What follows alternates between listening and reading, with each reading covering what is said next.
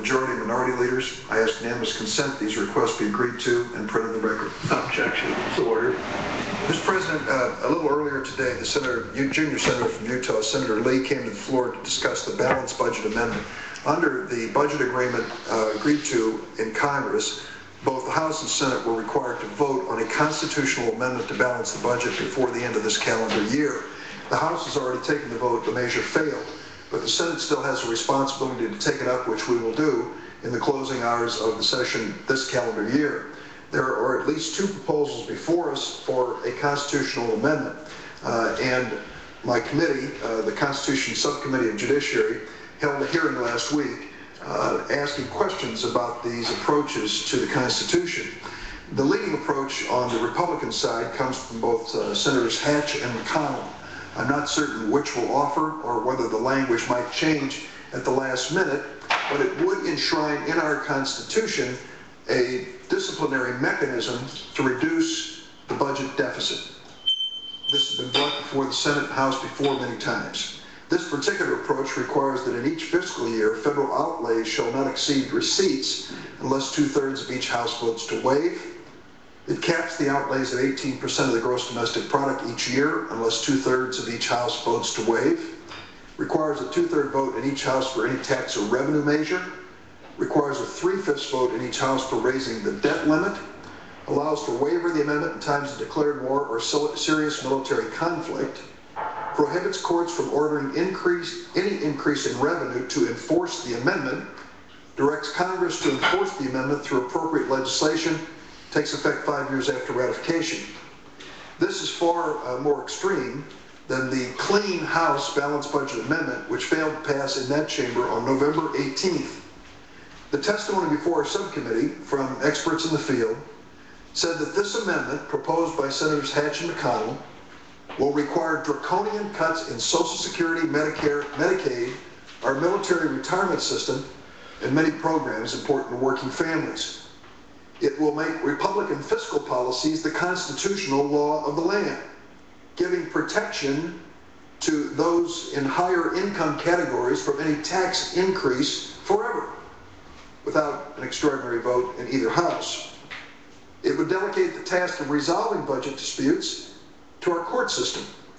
It would make recessions worse by requiring cuts in the counter-cyclical safety net programs like food stamps and unemployment, just at the time when those expenditures are most needed. It would increase the likelihood of debt limit standoffs each year and lead to increased burdens on our states. Can you hear that okay? During the course of the hearing, several people came forward and testified. I'm going to ask consent that their statements be made part of the congressional record so my colleagues can have access to them. First was Robert Greenstein, president of the Center on Budget and Policy Priorities. And Mr. Greenstein, who is well recognized and respected on Capitol Hill, spoke about the counter-cyclical aspect and said, if you cut spending in the midst of a recession, you won't have the resources you need to provide unemployment, food stamps, and the things which save families when they're out of work or making very little money. I ask consent that Mr. Greenstein's statement be made part of the record. And Mr. President, the other testimony that I thought was extremely compelling came from Alan Morrison. Alan Morrison is an accomplished attorney and has argued many cases before the U.S. Supreme Court.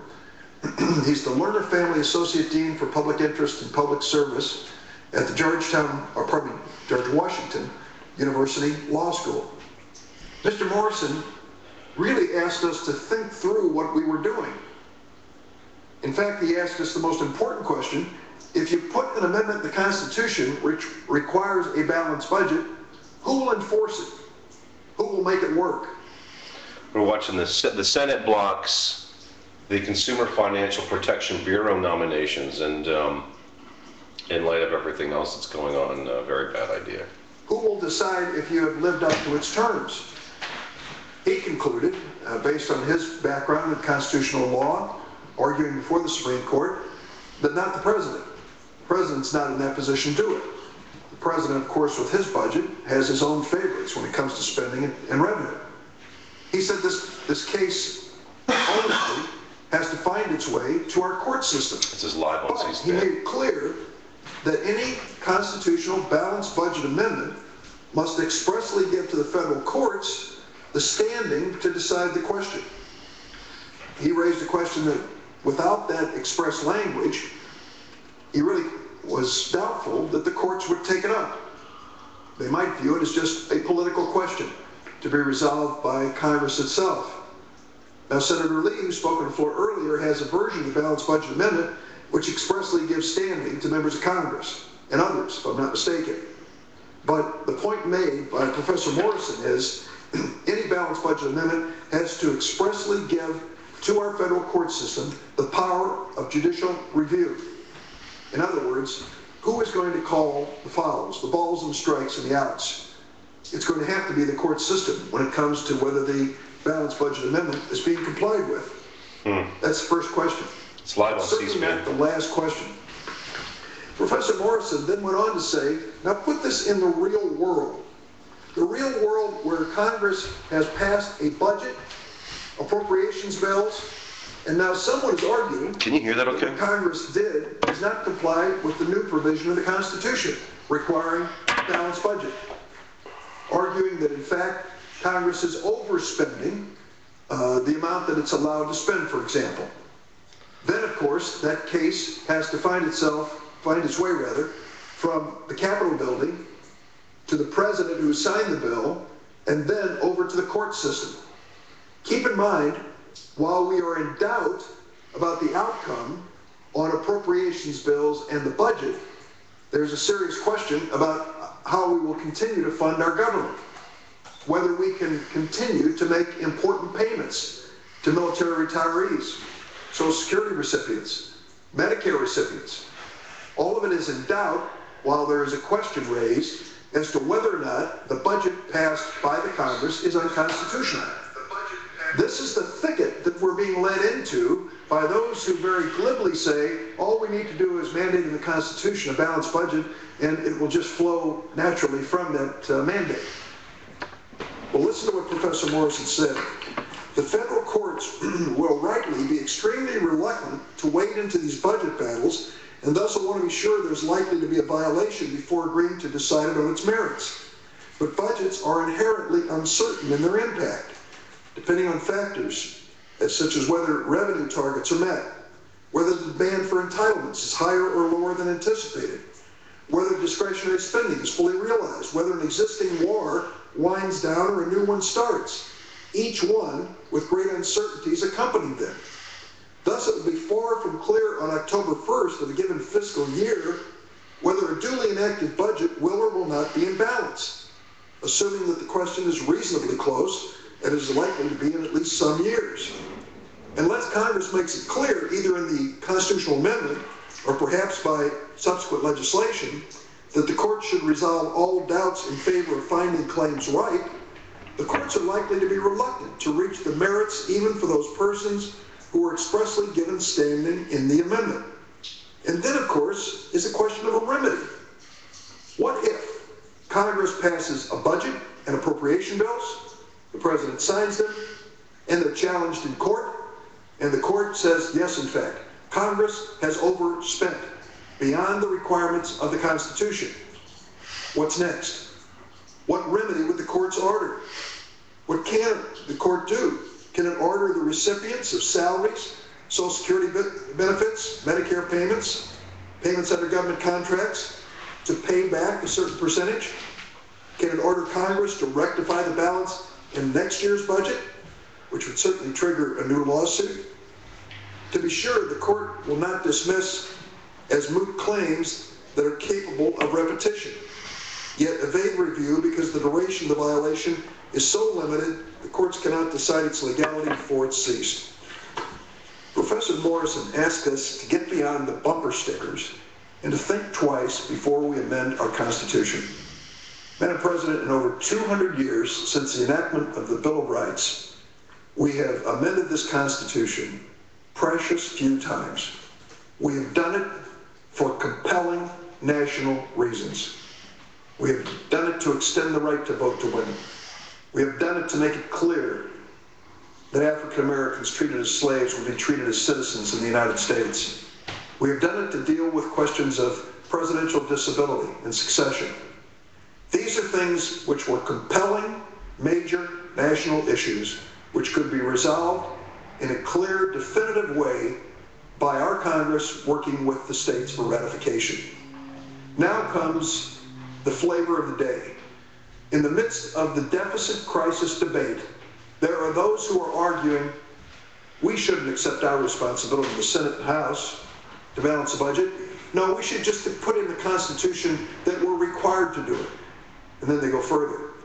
If we're going to address it, they say, we're going to draw certain lines that future Congresses forever, as long as this constitutional amendment applies, will be bound by, to make it more difficult to raise taxes on anyone in the United States, to make it imperative, if not mandatory, that cuts be made in programs like Social Security and Medicare.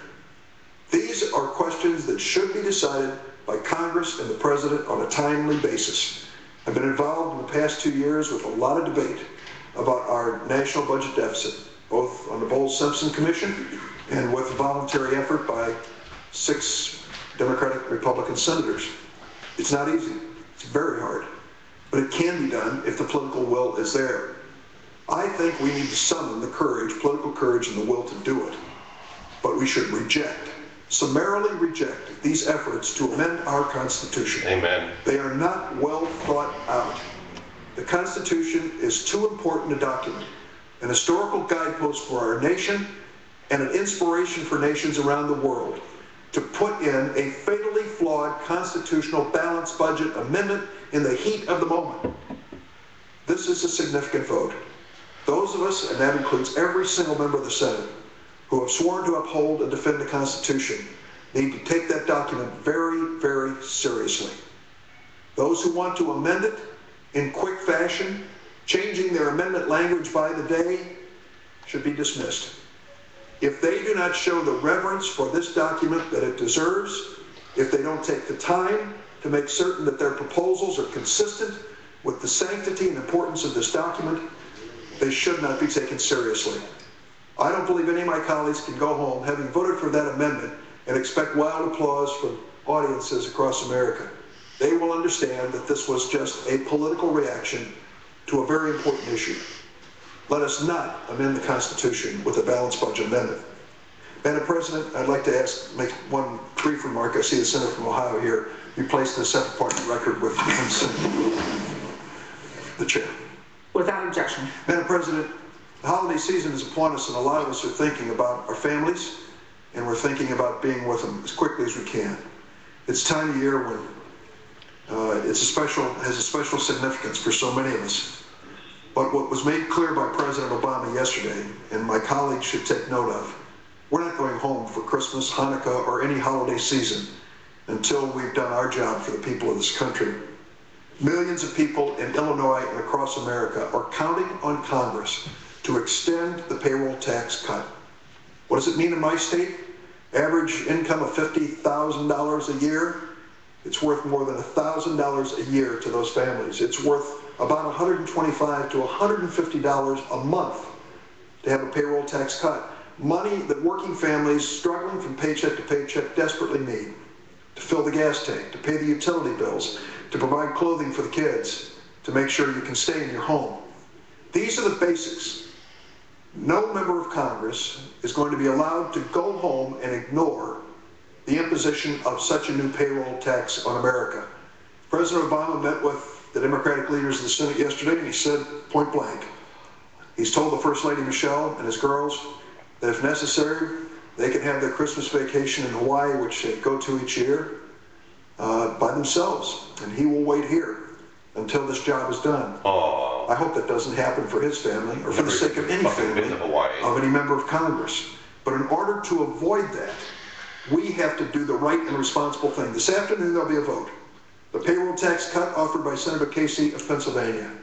It's a payroll tax cut which would help millions of America's working families have more to spend and help the economy to recover. I'm going to upload this real quick. I'll be right back.